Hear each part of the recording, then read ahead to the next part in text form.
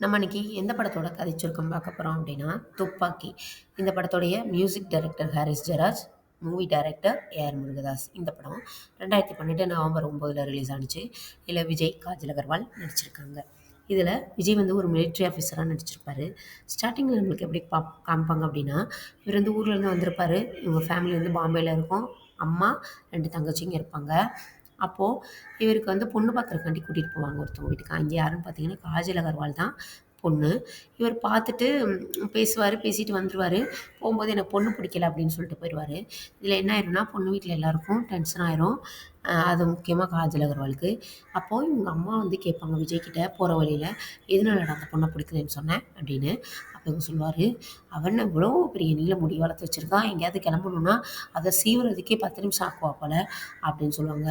பார்த்தா அவங்க காஜல் அகர்வால் அங்கிட்டு காமிப்பாங்க. அந்த முடியவே டக்குன்னு புடுங்கி, இந்த சவரி முடி வச்சு பின்னியிருப்பாங்க போல. பிடுங்கி அவங்க அப்பா ஒரே அடி. அந்த மாரி அடிப்பா. அதுக்கப்புறம் பார்த்தீங்கன்னா, சேலை கட்டி 8 முழத்துல சுத்தி வச்சிருக்கா. இவள எங்கேயாவது வெளில கூட்டு போறதுக்கு நான் என்ன உட்காந்துக்கிட்டே இருக்கணுமா? அப்படின்னு சொல்லுவாரு. அங்க பார்த்தா குட்டியோண்டு ட்ரெஸ்ஸு. ஒரு சும்மா சின்னதா ஒரு ட்ராயர் மாரி போட்டு, ஒரு டீ ஷர்ட் போட்டுட்டு வந்து நின்றுட்டுருப்பாங்க ஹீரோயினு. அதுக்கப்புறம் பார்த்தீங்கன்னா, ரொம்பவே ட்ரெடிஷ்னலான பொண்ணா இருப்பா போல. அடக்க ஒடுக்கமா இருப்பா போல. எனக்கு இதெல்லாம் செட் ஆகாது அப்படின்னு சொல்லுவாங்க. அப்போ பார்த்தா அவங்க அப்பாவுக்கு ஒரே அறை விடுவாங்க. இங்கே மனோபலா தான் அவங்க அப்பா காஜல் அகர்வாலுக்கு. விட்டுட்டு, "நான் உன்னைய பொண்ணு பார்க்க சொன்னேனா? உன்னைய நான் பொண்ணு பார்க்க வர சொன்னேனா? ஏன்டா அப்படி பண்ண?" அப்படின்னு சொல்லி அவங்க அப்பாவே அடிப்பாங்க.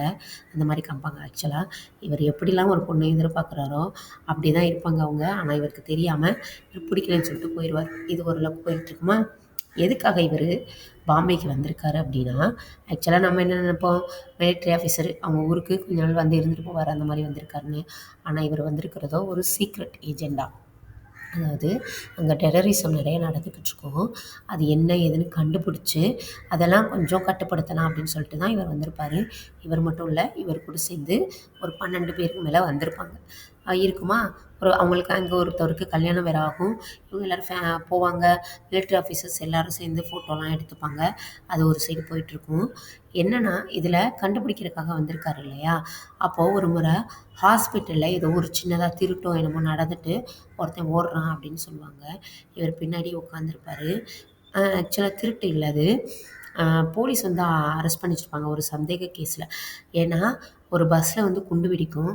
அப்போ அங்கேருந்து ஒருத்தன் தப்பிச்சு ஓடுவான். அவர கொண்டு போய் அடிபட்டுட்டான் அப்படின்னு சொல்லிட்டு ஹாஸ்பிட்டல்ல வச்சிருப்பாங்க. ஹாஸ்பிட்டல்லேருந்து அவன் தப்பிச்சு ஓடுவான். ஆனா, அவன் தப்பிச்சு ஓடுவான்னு தெரிஞ்சு, இவரும் இவருடைய ஃப்ரெண்டும் போயிட்டு பேக் சைடே உட்காந்துருப்பாங்க. இவங்க சும்மா போய் உட்காந்துருப்பாங்கன்னு அவர் நினைப்பாரு ஃப்ரெண்டு. பட் இவரு அவர கண்டுபிடிக்கிறக்காண்டி தான் உட்காந்துருப்பாரு. அவன் ஓடுவான். இவர் பின்னாடியே தொரத்திட்டு போய் புடிச்சுருவாரு. புடிச்சு அவருடைய வீட்டுக்குள்ள தான யாருக்குமே தெரியாம கபோர்டுக்குள்ள ஒளிச்சு வச்சிருப்பாரு. வச்சுட்டு என்ன பண்றாங்க ஏதுன்னு தெரிஞ்சுக்கிறதுக்காக அவன புடிச்சு வச்சிருப்பாரு. அதில என்னன்னா, இவன யாரோ புடிச்சு வச்சிருக்காங்க அப்படின்னு யாருக்கு தெரிஞ்சிரும் பார்த்தீங்கன்னா, அங்க டெரரிசம் இருக்காங்க இல்லையா? அதாவது டெரரிஸ்ட்டு அவங்களுக்கு தெரிஞ்சிரும்.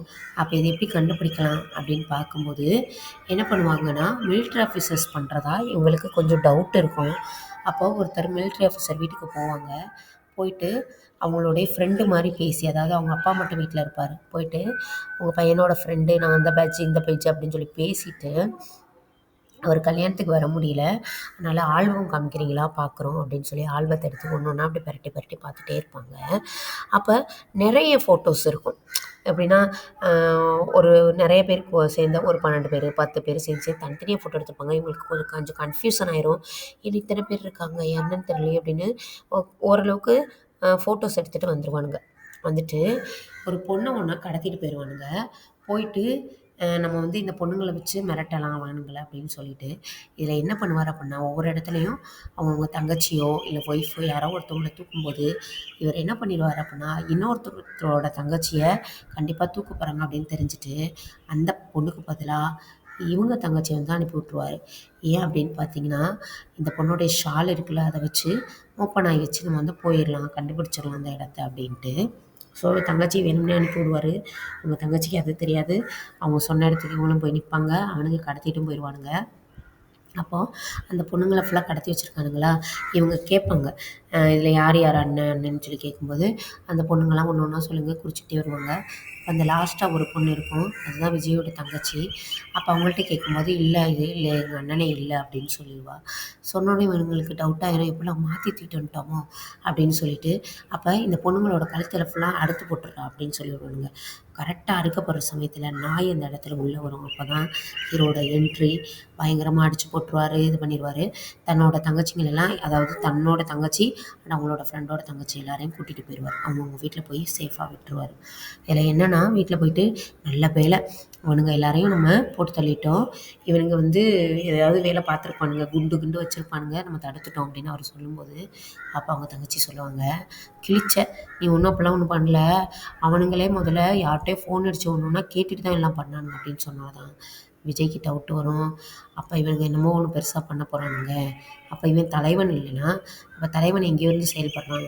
இவங்கள போட்டு தள்ளினாலும், அவன வேற ஆளுகள வச்சு பண்ணுவானே அப்படின்னு சொல்லிட்டு, அவரு கொஞ்சம் மூளையெல்லாம் கசக்கி ஏதோ இது பண்ணி, அந்த வீட்ல ஒருத்தர புடிச்சு வச்சிருக்காரு இல்லையா? அவரு சொல்றத வச்சு ஓரளவுக்கு க்ளூவா கண்டுபிடிப்பாரு பார்த்தா. அவனுங்க 12 இடத்துல குண்டு வைக்க போறதா இருக்கும். ஆக்சுவலா பிளான் பண்ணி வச்சிருப்பானுங்க. எப்படின்னா, ஒரே சமயத்துல வேற வைக்க போறானுங்க. அப்ப என்ன பண்ணுவாங்கன்னா, 12 பேரும் சேர்ந்து வேல பார்ப்பாங்க. இப்ப ஒரு ஆள் போனா, ஒரு ஆள் பின்னாடி தானே போ முடியும்.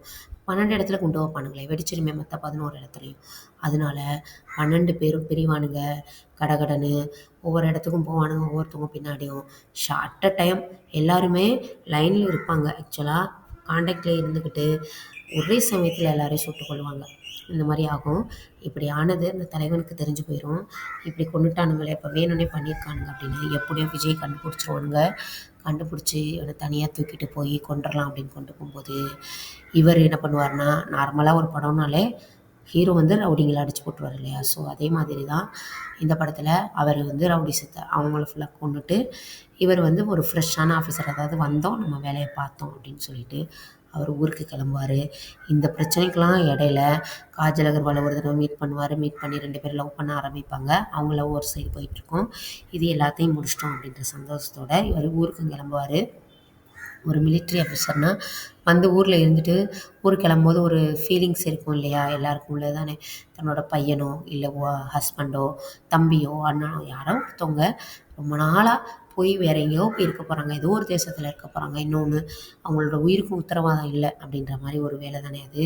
ஸோ ரொம்ப ஃபீலிங்கா இந்த படத்துல அப்படியே லாஸ்ட்ல அவரு ஊருக்கு கிளம்புற மாரி காமிச்சிருப்பாங்க. ஃபேமிலியோட எல்லாரும் உட்காந்து பார்க்க வேண்டிய ஒரு நல்ல படம் இது.